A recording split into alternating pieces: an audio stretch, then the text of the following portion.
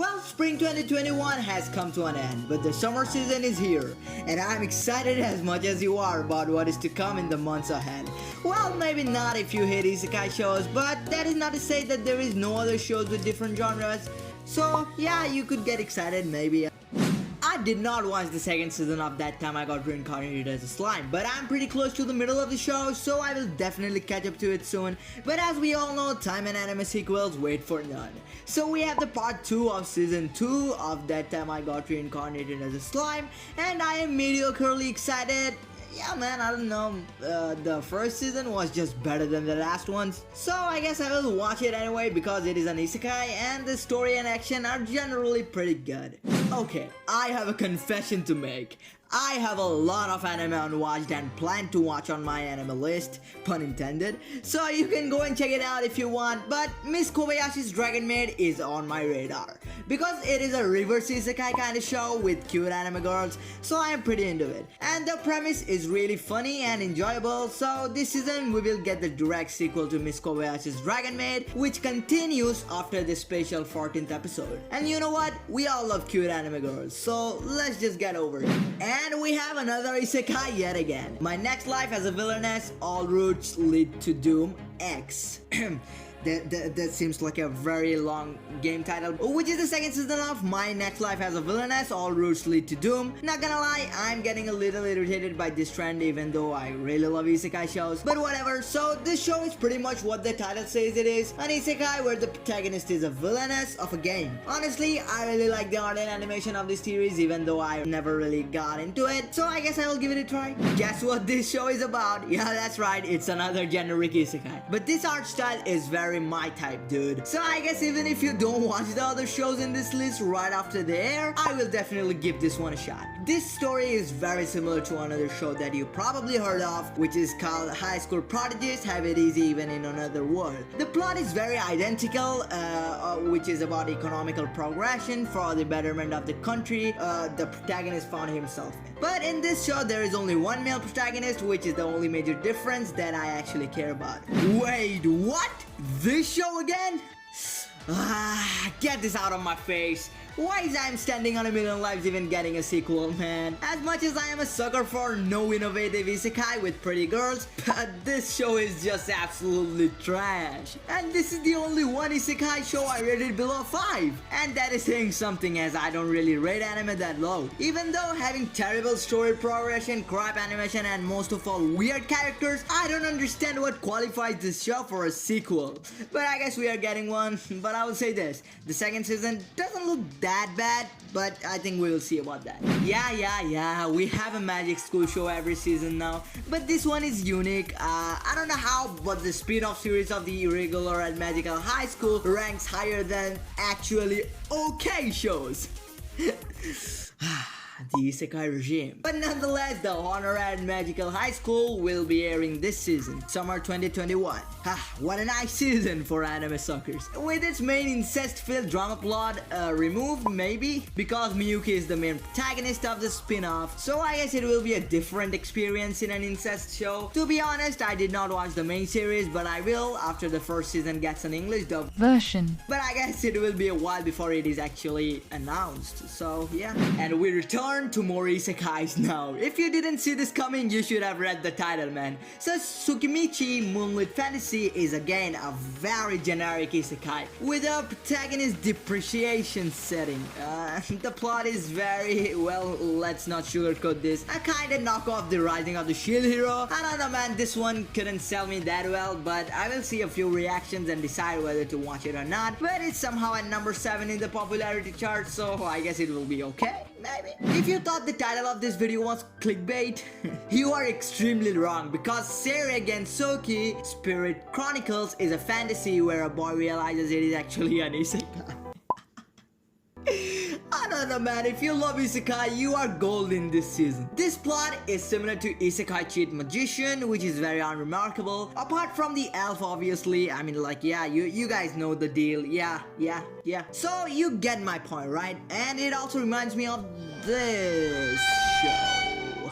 but the art looked pretty good, so I will give it that at least. Now this show is actually intriguing for God's sake. Maybe we won't have any more isekais on the list. Okay, I get it. Anyway, the detective is already dead. We'll first of all begin with an hour-long episode like ReZero and Darwin's Game. So now I like all the tags and genres this show has, and also the main character looks like a good character, and it is not an isekai for once on this list. So the premise is really good and the art looks very good, so let's hope that the show turns out to be as good as it looks. Okay, yes! Finally, a show that I will actually jump right into. Kanojo mo Kanojo, the English title is Girlfriend, Girlfriend. Now you get why I did not say that in English. Besides title, the show is a rent-a-girlfriend, just inverted. Because we have the same number of girls, very samey art, very samey everything, and the protagonist too, well, not dedicated enough to actually be a man, but I can't blame him either, so I'm a big fan of harems when it comes to the anime universe, so yeah. And no cap, you can bet I will get into the show as soon as it airs. Remake Our Life is just another slice of life that is straight up following the synopsis of real life, which was damn good in my opinion, but I guess there has to be a pretty substantial spin to the premise if they want to make an impression to the audience. The art is very slice of lifey, so that's a plus. The hardest part to nail would probably be the story. So the first episode is again a ReZero style special to give the viewers more context about the plot. So the main character Hashiba time travels 10 years back to restart his life from college, and if the show is even a little close to real life, I'm gonna watch it no doubt. Obviously, I'm going to watch the dubbed version. Okay, that was a good break for people who don't want to watch isekai, but here we are again in the depths of the isekai rabbit hole. This time, as all available spins on isekai plots have been somewhat explored, Drugstore in Another World, the slow life of a cheat pharmacist, is trying to be first at least something. So as usual, we have a mundane OP character and whatnot, but the powers of the particular protagonist of this show is wacky. But as an isekai overlord myself, I can see what is to come. So if I have a lot of time in hand, which I usually don't, I'm willing to give a shot at this one, but no promises though. The artwork and animation is cute though. Finally, a show. Well, even if this one is going to be a special, this 46-minute episode has a lot to accomplish. As we all know, One Direct Priority has exploded last season after a banging first season consisting of 12 TV episodes, but there was no conclusion shown in the last episodes of that season. So this season, One Direct Priority will end with a special 46 minutes episode. So I know a lot of people who are very hyped for it, but I gotta finish the first season first of all. But this special is a guaranteed watch from me. The Great Jahi will not be defeated. The cover alone is a flashback to Don't Toy With Me Miss Nagataro, which did not get an English dubbed, I don't know why, but I'm hoping for it. So as you have probably guessed, the style of both the show is very similar. The story and character seems really well written in this show. As I did not watch Nagataro though, so I can't really say anything about Jahi-sama wa Kuji Kenai, but from what I actually know and heard, Nagatoro was really good, so I guess if the dubbed version does come out in like ever, I will watch it.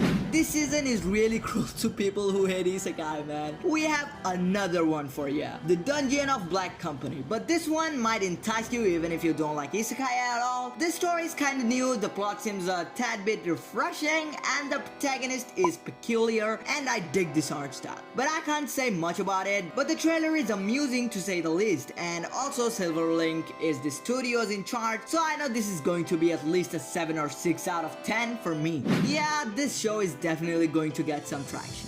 Peach Boy Riverside is an odd one on this list. It is greatly distinct, even though it has a fantasy tag. It is not even a tiny bit similar to all the other animes I have just talked about in this video. The story is about a princess who faces a deadly situation and is shocked by what the outside world was like. So she sets out for her own journey, which gets tied to the outcome of her world. This is a very unique one and I like it, and this one is on my list and on high priority. Oh, surprisingly, we have another non-isekai anime, Mother of Goddess Dormitory. Even though it sounds like one, it is a harem rom-com which I will happily watch.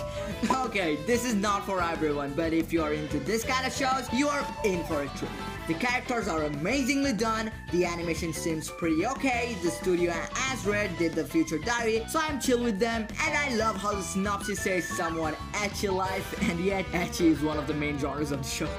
I know the majority of the last titles I mentioned are isekais, and a few of the in-between non-isekais genuinely felt like new plots and stories entirely, but the Duke of Death and his maid is, in my opinion, the most weird and tantalizing among all the other shows in this video until now. As it is a supernatural drama, the plot is, as I said, weird, and not gonna lie, I like that about this show. So the main character is cursed like Zeref from Fairy Tail. It's a death curse, and basically the curse propels him to be exiled into a large mansion in a forest, and the show is basically about the Duke Bochan's journey to break free from the curse. I don't know why, but I'm really excited to watch this show now. So after like 19 animes, there is a sci-fi show. This show is Scarlet Nexus. Now there is a very tiny amount of CGI, but it is there. Aside from that, the plot is very sci-fi like. In the year 2020, nice, there are invaders called Others, so the humans form an anti-Others group which saves a child, later becoming the protagonist of the story,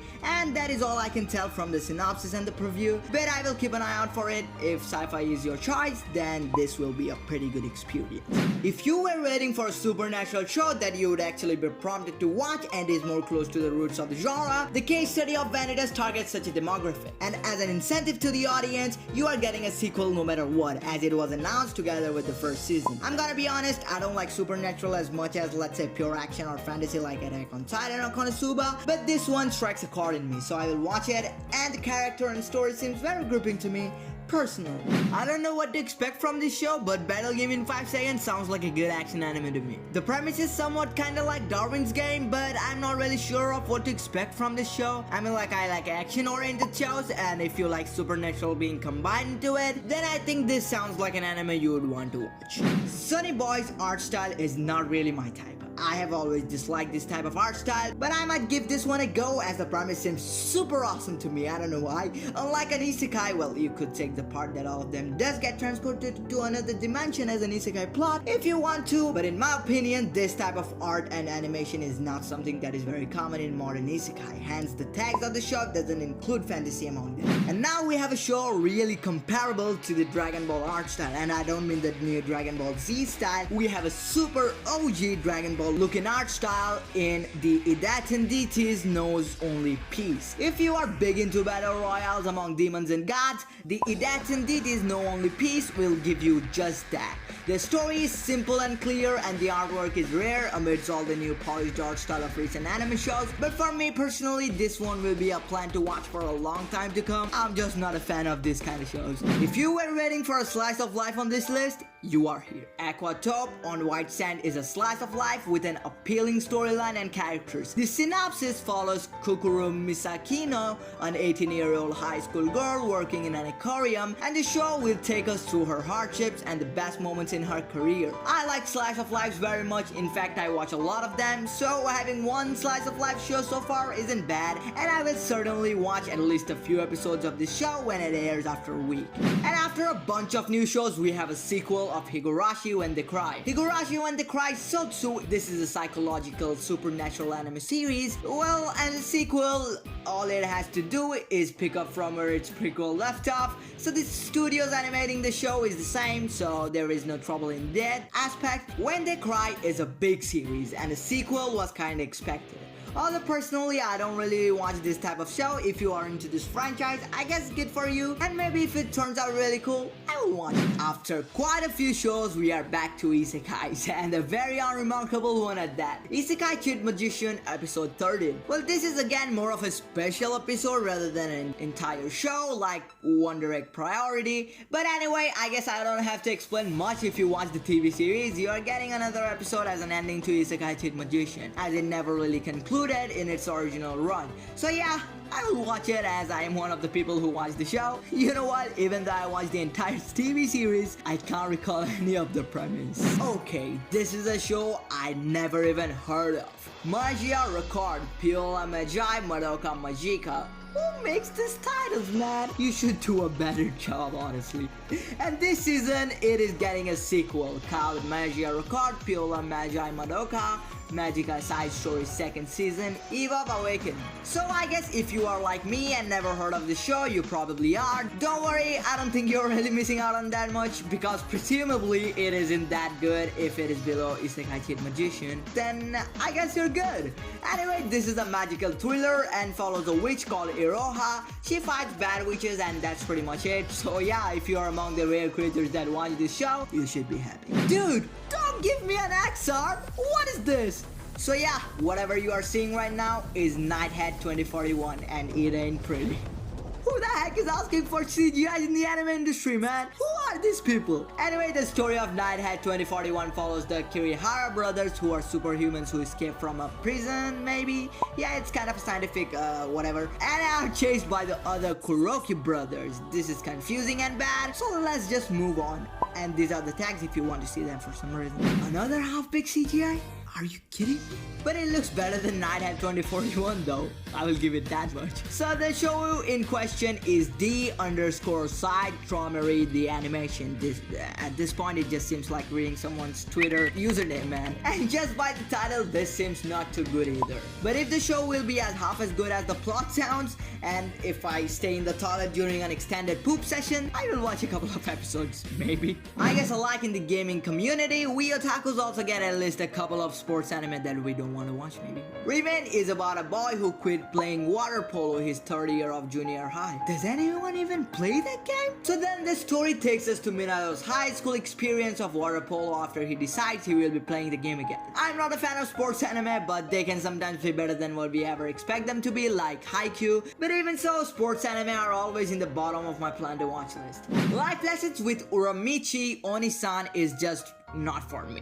I just can't get into this type of shows, but I will talk about it. The story follows Uramachi, a 31-year-old man who is a TV host in a children education program. So the story is very unorthodox, and so is everything about this show. The main goal of this show is apparently a tragic eulogy to all the boys and girls who are now adults. So yeah, I'm not very excited about a show like that, but the show looks kind of fine. Maybe I will give it a go, but that's a very big maybe for me. And again, I'm not too hyped for a musical / idol anime, but Love Live Superstar is supposedly an alternative setting in the Love Live franchise. And from what I found about it, it seems like it is one of the biggest idol anime franchises of all time. So I guess good for all of you who are looking forward to an alternative setting of Love Live's school idol project. And for me personally, maybe I will change my mind after a few decades. A truly bizarre storyline would be of Kageki Shoujo this season. This shoujo drama has a plot that is similar to none of the anime shows I have ever watched. Considering I have a huge list in my portfolio, that's indicating something. Ai Narada is a former idol who becomes a Musume Yaku female role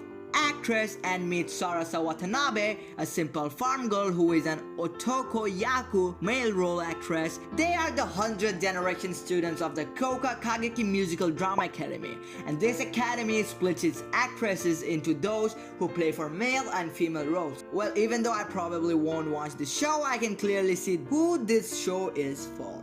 Mecha is not a very remarkable genre when it comes to anime, unless you're talking about Code Geass or Evangelion or the infamous Darling in the Franxx. But I think Megaton Musashi is a pretty damn good looking anime and has a relatively engrossing plot as well. Although maybe not as good as the story of Code Geass or better characters than Evangelion, it is still good to see the mecha genre being revisited, even though not in the mainline anime lineups. But, and you know what, I guess I will watch this one just for the sake of a little bit of robot action.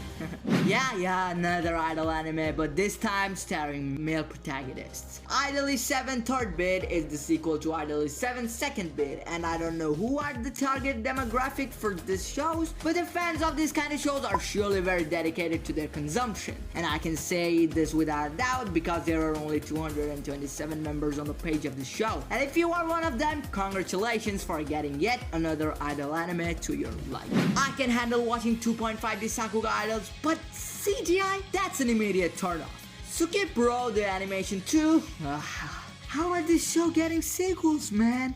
I wonder. Anyway, the music of this show is definitely top class. J-rock, EDM or J-pop. I myself got so into the trailer music, I actually searched it up and had a very cool experience. So I guess these shows do have a demographic, and if you thought 3 idols singing in an entire show is weird, you gotta hang out until the end. If you thought mecha anime shows are bad, go and check out Getter Robo Arc. Although I wouldn't say that it has as bad animation and art as X-Arm, the CGI and Sakuga art of this show doesn't complement each other too well. So yeah, I'm not gonna watch it for sure, and if you were one of the people looking forward to this show, I hope you have a nice time and you can check out the synopsis yourself. Pretty All Friend Selection is a 10th anniversary project that brings together protagonists from the Pretty series, which I never heard of, but if you are a viewer of such content, you should be excited.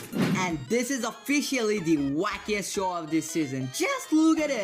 It is just a living meme. Ai Tsushima is the name of the show. The manga is centered around an older woman who is often mistaken as a man and called Oji-chan by her cat, and Tsushima, a strange cat who appears in her garden one day. And that is just copy-pasted, man. You should have guessed that. I couldn't stop but look at the whatever this video is without bursting out. And then there is this weird Japanese horror picture drama kinda, I don't know what, but okay, and it is called Yamishibai, and this is what I could find of the 9th installment on the whole internet.